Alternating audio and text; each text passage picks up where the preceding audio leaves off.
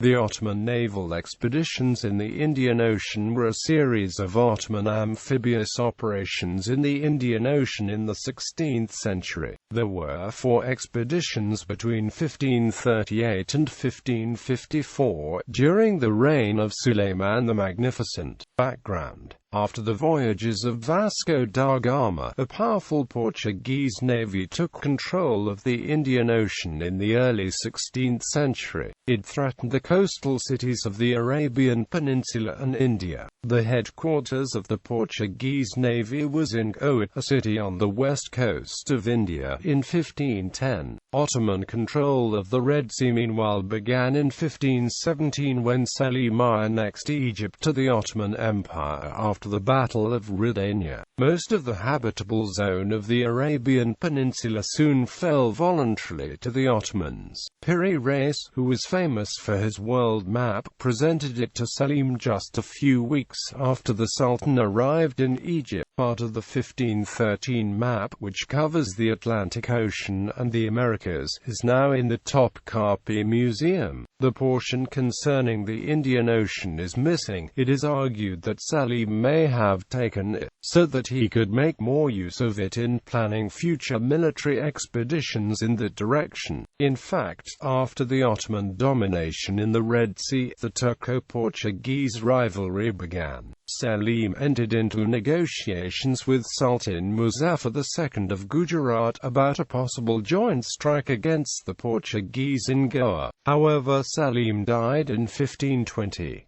In 1525, during the reign of Suleiman I, Salman Reis, a former corsair, was appointed as the admiral of a small Ottoman fleet in the Red Sea which was tasked with defending Ottoman coastal towns against Portuguese attacks. In 1534, Suleiman annexed most of Iraq, and by 1538 the Ottomans had reached Basra, i.e. the Persian Gulf. The Ottoman Empire still faced the problem of Portuguese-controlled coasts. Most coastal towns on the Arabian Peninsula were either Portuguese ports or Portuguese vassals. Another reason for Turco-Portugal rivalry was economic. In the 15th century, the main trade routes from the Far East to Europe, the so-called Spice Route, was via the Red Sea in Egypt. But after Africa was circumnavigated, the trade income was decreasing. While the Ottoman Empire was a major sea power in the Mediterranean, it was not possible to transfer the navy to the Red Sea. So a new fleet was built in Suez and named the Indian Fleet. The apparent reason of the expeditions in the Indian Ocean, nonetheless, was an invitation from India. Expedition by Hadim Suleiman Pasha, 1538. Bahadur Shah, the son of Muzaffar II, who had negotiated with Selim, the ruler of Gujarat, appealed to Constantinople for joint action against the Portuguese navy. Suleiman I used this opportunity to check Portuguese domination in the Indian Ocean and appointed Hadim Suleiman Pasha as the admiral of his Indian Ocean fleet. Hadim Suleiman Pasha's naval force consisted of some 90 galleys. In 1538, he sailed to India via the Red and Arabian Seas, only to learn that Bahadur Shah had been killed during a clash with the Portuguese navy and his successor had allied himself with Portugal. After an unsuccessful siege at Diu, he decided to return. On his way back to Suez, however, he conquered most of Yemen, including Aden. After the expedition, Hadim Suleiman was promoted to Grand Vizier. Expedition by Piri Reis, 1548 to 1552. After the first expedition, the Portuguese navy had captured Aden and laid siege to Jeddah and tried to penetrate the Red Sea. The aim of the second expedition was to restore Ottoman authority in the Red Sea in Yemen. The new admiral was Piri Reis, who had earlier presented his world map to Selim. He recaptured Aden in 1548, thus securing the Red Sea. He sailed east and captured Muscat in 1552, therefore extending Ottoman authority as far as Oman. He then sailed to Hormuz Island in the Persian Gulf with the intention of wresting the island from Portugal. He was only partially successful. He captured the town, but the citadel remained intact. After capturing Qatar Peninsula and the island of Bahrain, he refused to continue the operation and returned to Suez with 3 vessels which were his personal property, leaving the main fleet in Basra. He was later punished for leaving the fleet. Expedition by Murat Reis the Elder, 1552. The purpose of this expedition was to bring the fleet back to Suez.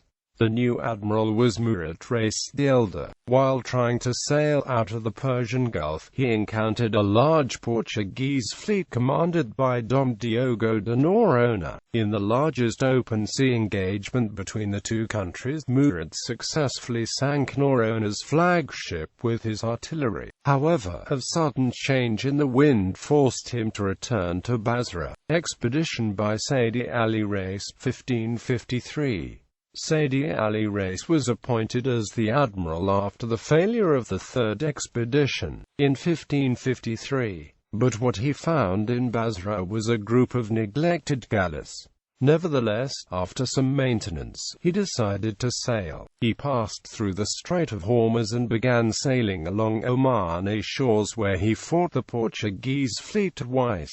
He was not so lucky against a great storm named the Elephant Typhoon by the locals. After the storm, his remaining 6 galleys drifted to India, the original target of the expeditions 15 years previously. The remainder of the fleet was unserviceable, resulting in his return home overland with 50 men. Sidi Ali Reis then arrived at the royal court of the Mughal Emperor Humayun in Delhi, where he met the future Mughal Emperor Akbar, who was then 12 years old. The route from India to Turkey was a very dangerous one because of the war between the Ottoman Empire and Persia. Sidi Ali Reis returned home after the Treaty of Amasya was signed between the two countries in 1555. He wrote a book named Mirror of Countries about this adventurous journey and presented it to Suleiman I in 1557. This book is now considered one of the earliest travel books in Ottoman literature. Aftermath. The naval expeditions in the Indian Ocean were only partially successful. The original goals of checking Portuguese domination in the ocean and assisting a Muslim Indian lord were, naturally enough, not achieved. On the other hand, Yemen, as well as the west bank of the Red Sea, roughly corresponding to a narrow coastal strip of Sudan and Eritrea, were annexed by Ojdemir Pasha, the deputy of Hadim Suleiman Pasha. 3 more provinces in East Africa were established: Massawa, Habesh and Sawakin.